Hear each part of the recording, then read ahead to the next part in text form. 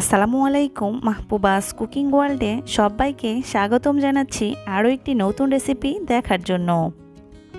আজকে আমি আপনাদের সঙ্গে শেয়ার করছি এই গরমে কলিজা ঠান্ডা করার মতো পাকা পেঁপে ঠান্ডা ঠান্ডা জুসের রেসিপিটি।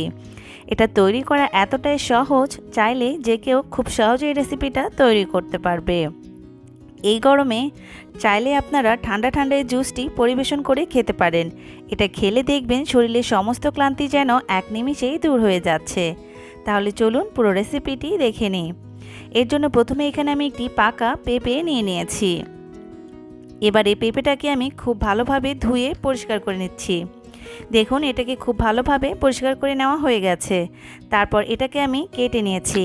তারপর অর্ধেকটা অংশ আমি খুব ভালোভাবে কেটে কিউব কিউব করে টুকরো করে নিয়েছি, আর বাকি অর্ধেকটা রেখে দিয়েছি। তারপর এখানে আমি একটি ব্লেন্ডারে জার নিয়ে নিয়েছি। এবার কেটে রাখা পেঁপের টুকরোগুলো এখানে আমি দিয়ে দিচ্ছি। তারপর এখানে আমি অ্যাড করে দিচ্ছি 3 টেবিল চামচ পরিমাণ চিনি। চিনিটা এখানে আপনারা আপনাদের স্বাদ মতো বাড়িয়ে কমিয়ে ব্যবহার করতে পারেন। তারপর এখানে আমি দিয়ে দিচ্ছি 1 কাপ পরিমাণ ঠান্ডা পানি। আর এখানে মিষ্টিটা আপনারা আপনাদের পেঁপে কীরকম মিষ্টি তার উপর নির্ভর করে মিষ্টিটা ব্যবহার করতে পারেন। এবার ঢাকনা দিয়ে ঢেকে এটাকে আমি খুব ভালোভাবে ব্লেন্ড করে নিচ্ছি।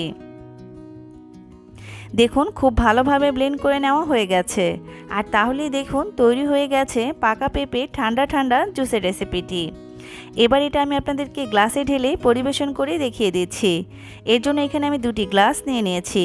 তার মধ্যে আমি বরফের টুকরো দিয়ে দিচ্ছি। পরিবেশন করার আগে যদি বরফের টুকরো দিয়ে পরিবেশন করেন তাহলে দেখবেন এই জুসটির স্বাদ কিন্তু আরও দ্বিগুণ বেড়ে গেছে। এবার ঠান্ডা ঠান্ডা এই জুসটিকে আমি পরিবেশন করে নিচ্ছি। দেখুন, দেখে নিশ্চয়ই বুঝতে পারছেন এটা কতটা লোভনীয় হয়েছে। আর এই গরমে এরকম জুস হলে তো কিন্তু আর কোনো কথাই নেই।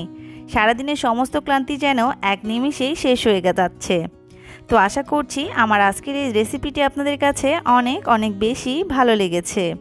আর যদি ভালো লেগে থাকে তাহলে এই হেলদি জুসটি আপনারা চাইলে বাসায় একবারের জন্য হলেও তৈরি করতে পারেন। আর এই গরমে এরকম ঠান্ডা ঠান্ডা জুস কিন্তু আপনারা খুব সহজেই তৈরি করে পরিবেশন করে খেতে পারবেন। আর এটা খেতে কিন্তু বাসার সকলে অনেক বেশি পছন্দ করবে। বিশেষ করে বাসার বাচ্চারাও কিন্তু এই জুসটি খেতে অনেক বেশি পছন্দ করবে। তো আর দেরি না করে আজকে এই রেসিপিটা আপনারা আপনাদের বাসায় তৈরি করে ফেলুন। আজকের মতো এখানেই বিদায় নিচ্ছি। সুস্থ থাকবেন, ভালো থাকবেন, আমাদের জন্য দোয়া করবেন। আল্লাহ হাফেজ।